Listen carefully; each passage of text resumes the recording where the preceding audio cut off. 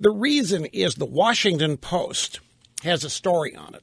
The headline, New Kasich ad, if Trump becomes president, you better hope there's someone left to help you.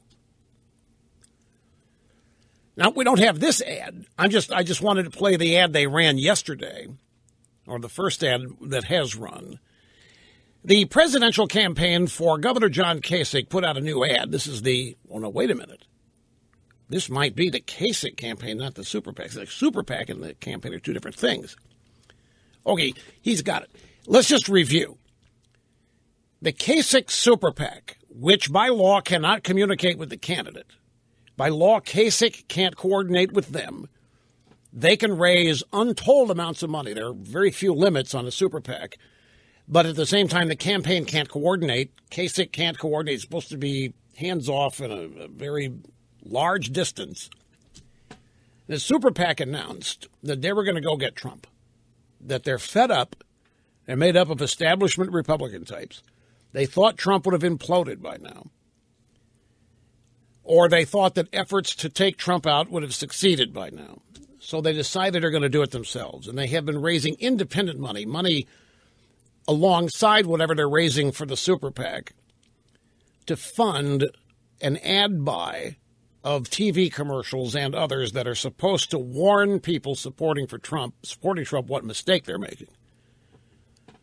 These ads are supposed to tell Trump voters or supporters just how bad Trump is, just how egregious he is. It's supposed to wake them up and let them know that they're supporting a loose cannon or whatever. And their first ad was just a series of Trump sound bites, things Trump has said either on the stump or on television in interviews or at campaign appearances. They even went back. They got one from 2006 with Meredith Vieira talking to Trump when he was on The View. 2006, and 9 years ago. In their first ad, they had to go back 9 years to find something to give this thing 47 seconds. Here is the ad. He's not a war hero. He's a war hero. He's a war hero. 5.5 years. He's a war hero because he was captured. If Ivanka weren't my daughter, perhaps I'd be dating her. You know? Oh, it's so weird.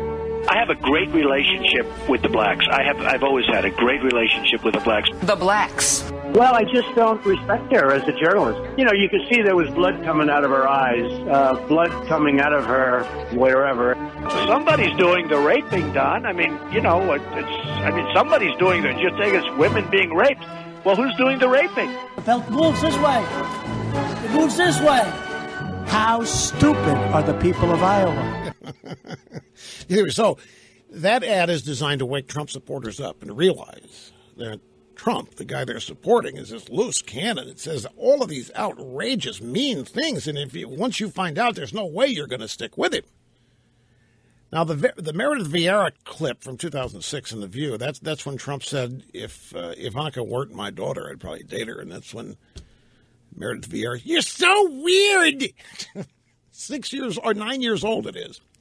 So anyway, that's the first ad. There are more like that coming. So the Washington Post story on all of this says there's a new Kasich ad, and the message in the new Kasich ad is if Trump becomes president, quote, you better hope there's someone left to help you. The presidential campaign of John Kasich put out a new ad lashing out directly at Donald Trump with a harsher tone than any other candidate has taken thus far. The gloves are off in the fight between Kasich and the Trumpster. Well, technically, they've been off since last Friday, but the Kasich campaign released a web ad Tuesday directly attacking Trump with a darker tone than any other candidate has used so far to go after the business mogul. The commercial features retired Air Force Colonel Tom Moe speaking at an event in Ohio. The same day, Trump held a rally in Columbus. Colonel Tom Moe, who the Kasich campaign identifies as a former Vietnam POW, paraphrases a quote from the Protestant pastor Martin Niemöller, taken from his lectures after World War II. Here is the paraphrased quote. You might not care if Donald Trump says Muslims should register with their government because you're not one. And you might not care if Donald Trump says he's going to round up all the Hispanic immigrants because you're not one. And you might not care if Donald Trump says it's okay to rough up black protesters because you're not one. And you might not care if Donald Trump wants to suppress journalists because you're not one.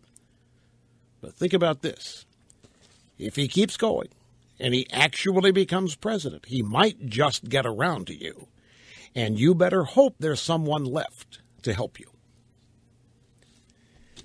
This is a takeoff on the old, when they came for the Jews, I didn't care because I wasn't a Jew. And when they came for the diamond merchants, I didn't care. And when they came for me, there was nobody left to help me. It's an old German Nazi philosophy.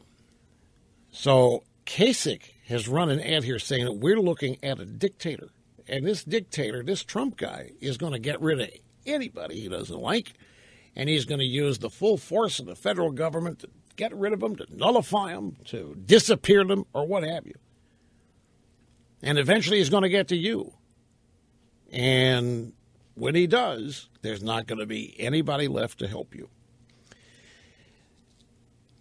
So, again, this is not the super PAC. This is right from the Kasich campaign. The new spot came just a day after the super PAC supporting Kasich released a pair of spots attacking Trump, and hours after their most recent Twitter spat.